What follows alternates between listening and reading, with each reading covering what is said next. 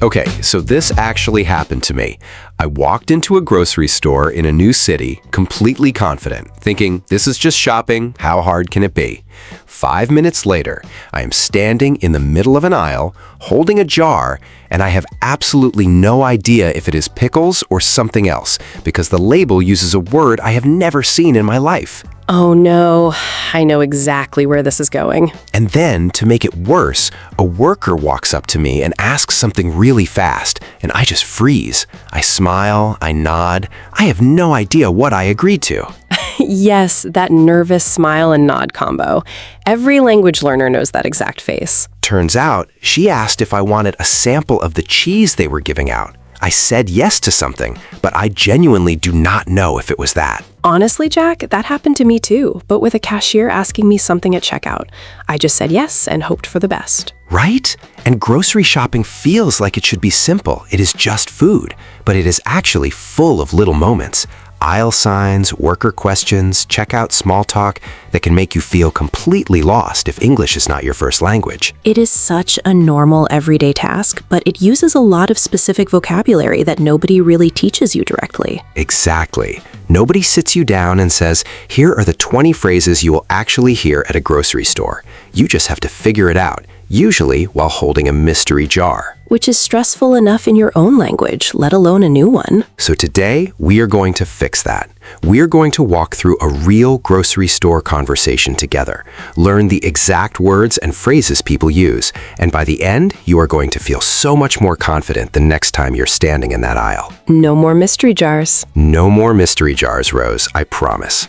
All right, so welcome everyone to Living English Podcast, where we take everyday moments, just like Jack's mystery jar disaster, and turn them into real English lessons you can actually use. I love that you are calling it a disaster. It was a disaster, Jack, a cheese disaster. A cheese disaster, fair enough.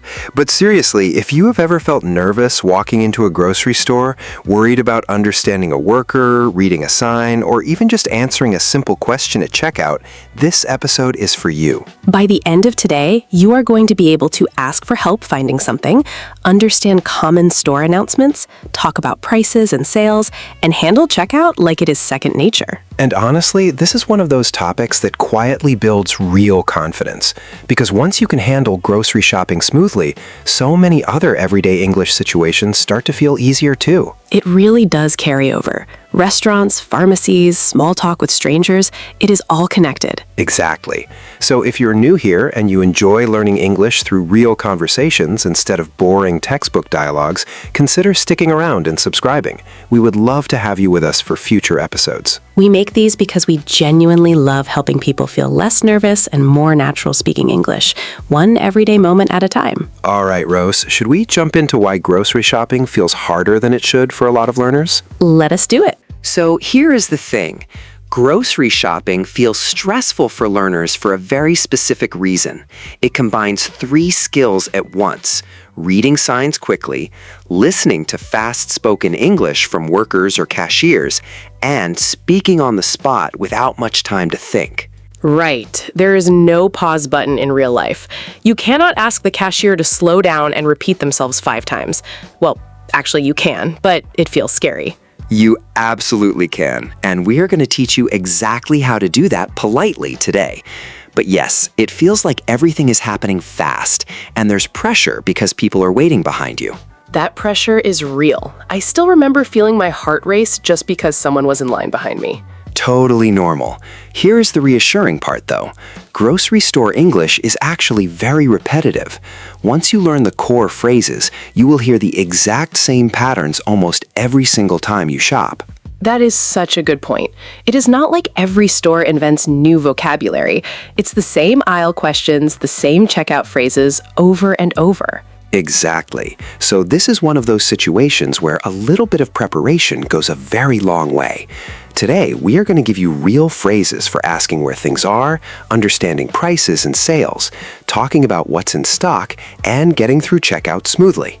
And we are going to hear all of this in action in a moment through a full role play, so you can hear how it actually sounds in real conversation, not just in a list. Let us set the scene. Rose, you ready to be my very confused grocery store customer? I was born ready for this role. Okay, so picture this. Rose has just walked into a grocery store, and I am working there today helping customers find things. Rose, take it away. Excuse me? Hi, sorry to bother you, but do you work here? Yes, I do. How can I help you today? I'm looking for pasta, but I cannot find the right aisle. Do you know where it is? Of course, pasta is in aisle 6, right next to the sauces and canned tomatoes. Perfect, thank you. Oh, actually, one more thing. Do you have any fresh basil? I checked the produce section, but I didn't see it. Let me check for you. It looks like we are actually out of stock on fresh basil today. We should be getting more in tomorrow morning. Oh, that's okay. Is there a dried version I could use instead? Yes, dried basil is in aisle 6 as well, with the other spices. Great, thank you so much. Oh, and I noticed a sign that said pasta sauce was on sale. Is that just this week? Yes, it's on sale through Sunday. Buy one, get one half off. Oh, wow, okay. I will definitely grab an extra jar then. Smart move. Anything else I can help you find? Actually, yes. Where is the checkout once I'm done? I'm always confused in bigger stores. No problem. The regular checkout lines are at the front, and we also have self-checkout if you only have a few items and want to go faster. Oh, I didn't even see the self-checkout area. That sounds perfect for me. I only have a handful of things. It's right past the last aisle on your left. You can't miss it. Wonderful. Thank you for all your help today. Of course. Enjoy your cooking. Okay, so Rose heads over to the produce section next because she still needs vegetables for dinner. Let us continue. Excuse me again, sorry, one more question. How do I know if this avocado is ripe enough to eat today? Good question. You gently press near the top, and if it gives just a little, it is ready. If it feels very hard, it needs a few more days. Oh, that is helpful. Honestly, I always guess and hope for the best. You are definitely not alone there. A lot of people do exactly that. Also, I noticed there is no price tag on these tomatoes. How do I find out how much they cost? There should be a small sign near the display with the price per pound, but if you cannot find it, there is usually a scale right there where you can wave them and check. Oh, I see it now, right above the display. Thank you. No problem at all. One last thing, I promise. I have a coupon for orange juice, but I am not sure if it works on the brand I picked. Let me take a look. Yes, this coupon works on any brand, as long as it's the same size bottle. Perfect. That saves me a little money, which always feels nice. It really does. Small savings add up, especially on a big shopping trip. All right, I think I am finally ready to head to checkout. Great. I'll let the cashier know you're on your way. Have a good rest of your day. Thank you, you too, and thanks again for all the help finding everything. All right, now let us hop over to checkout because this is honestly one of the parts learners feel most nervous about. Okay, so now I am the cashier this time? Exactly. Switch it up. You be the cashier and I will be the customer, since we already had that side from Rose. Perfect. Hi there, did you find everything okay today? Yes, thank you, I did. Great. Paper or plastic? Oh, paper please, if that is okay. Of course. Do you have a rewards card with us? I do not actually. Is it free to sign up? Yes, it is completely free and it gives you extra discounts on future visits. Would you like to sign up today? Sure, why not? That sounds worth it. Great. I just need your phone number and I can set that up right now while I finish scanning your items. Perfect. Here it is. All right, your total today comes to $32.40. How would you like to pay? I will pay with card, please. Great. You can insert or tap whenever you are ready. Done. Perfect. Your receipt is in the bag and your new rewards card is attached to the top. Have a wonderful day. Thank you so much. You too. Okay, see? That entire exchange was smooth, friendly, and honestly pretty predictable once you know the pattern. That is exactly the point. Paper or plastic, rewards card, total comes to, how would you like to pay? These phrases repeat almost everywhere. Once your ears recognize them, checkout stops feeling scary and starts feeling automatic. Exactly. And that's what we're going to lock in right now in our learning guide. All right, Rose, let us slow everything down and really teach these key phrases from our role play. I love this part. Okay, first one. First phrase, aisle. This means one of the long rows in a store where products are organized. Example sentence, the pasta is in aisle 6. I always picture it like a hallway of shelves. If you imagine a library, but instead of books, it is soup cans and cereal boxes, that is basically an aisle. That is such a good picture. Say it with me, everyone. Aisle. Aisle. Next phrase, out of stock. This means a store does not currently have an item available. Example sentence, we are actually out of stock on fresh basil today. And the opposite, in stock, means they do have it. So if you ask, do you have this in stock, you are asking if it is currently available. Say it with me, everyone. Out of stock. Out of stock. Third phrase, on sale. This means an item is temporarily priced lower than normal. Example sentence, pasta sauce is on sale through Sunday. Think of it like a little discount party for that product. It will not last forever, so you grab it while you can. Say it with me, everyone. On sale. On sale. Fourth phrase, produce section. This is the area of the store with fresh fruits and vegetables. Example sentence, I checked the produce section, but I didn't see fresh basil. Picture the produce section like a mini garden inside the store. Colorful, fresh, and usually near the entrance. Say it with me, everyone. Produce section. Produce section. Okay, let us keep going. We have a few more really useful ones. Yes, these next ones are the checkout favorites. Fifth phrase, self-checkout. This is a checkout area where you scan and pay for your own items without a cashier. Example sentence, self-checkout is perfect if you only have a few items. I always imagine it like being your own cashier for 2 minutes. You scan, you bag, you pay, done. Say it with me, everyone. Self-checkout. Self-checkout. Sixth phrase, paper or plastic. This is a common question cashiers ask about which type of shopping bag you want. Example sentence, paper or plastic, the cashier asked. This one is almost like a little tradition at checkout. In some countries and in some stores, they might ask something totally different, like if you brought your own bags. So it's worth listening closely the first few times you shop somewhere new. Say it with me, everyone. Paper or plastic. Paper or plastic. Seventh phrase, rewards card, sometimes also called a loyalty card. This is a free store card that gives you discounts and deals. Example sentence, do you have a rewards card with us? Think of it as a little thank you card the store gives you for shopping with them again and again. Say it with me, everyone.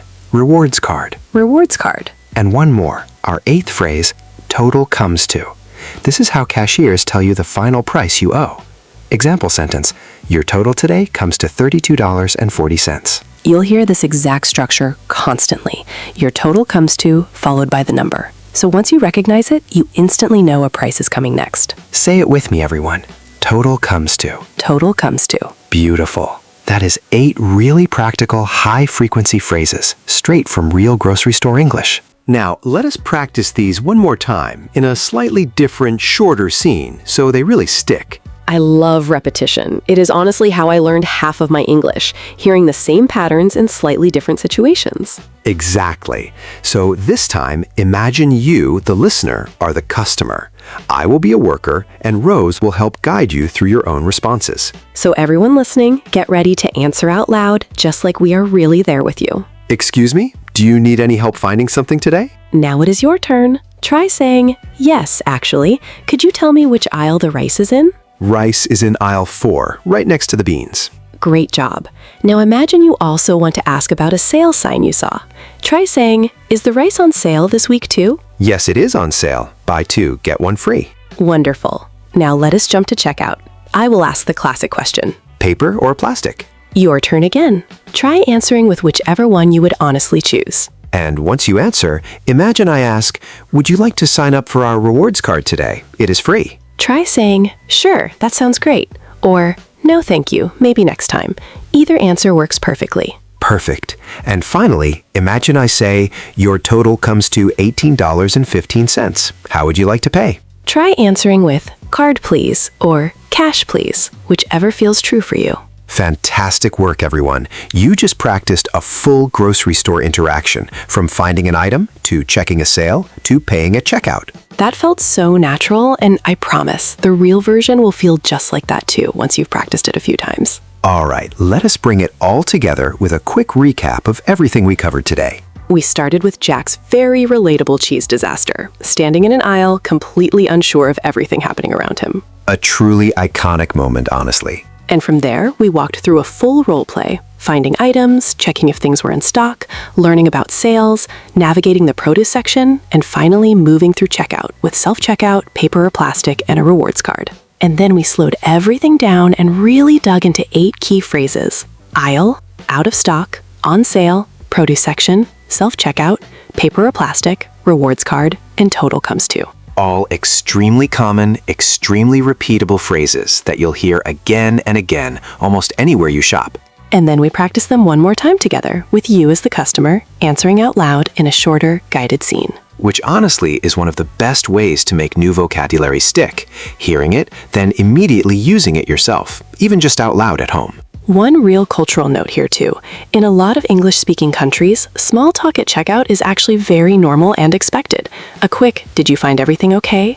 or a comment about the weather is not just politeness, it's part of the culture of shopping there. That is such a good point. So don't be surprised or feel like you need to have a long, perfect answer. A simple, "Yes, thank you," or "It's a bit chilly today," is completely enough. Little responses like that are exactly what native speakers actually say. Nothing fancy required. All right, now here is our question of the day, and we would genuinely love to hear your answer in the comments. What is one moment during grocery shopping, in English, that made you feel nervous or confused, and how did you handle it? We ask this because so many learners feel like they are the only one who freezes up or misunderstands a simple question, and honestly, that is just not true. It really is not. Everyone listening right now has their own version of Jack's cheese disaster, and sharing it might genuinely help someone else feel less alone today. So please, drop your story in the comments. We read every single one, and honestly, they are usually our favorite part of making this podcast. They really are. It always reminds us how universal these little moments actually are, no matter where you are from. All right, Rose, I think it is time we send everyone off with some encouragement.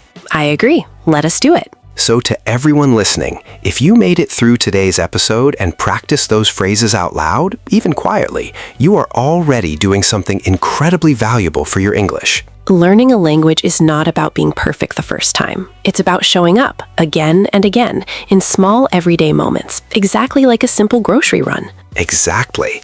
And every single time you practice, even just repeating a phrase in the shower or answering our practice questions out loud, you are building real, lasting confidence. You are closer today than you were yesterday, and that is genuinely worth celebrating. So next time you're standing in an aisle, holding a mysterious jar, just remember, you now know exactly what to say and exactly what to listen for. And if a worker walks up and asks you something fast, you don't need to freeze and smile anymore. You have real tools now. You really do.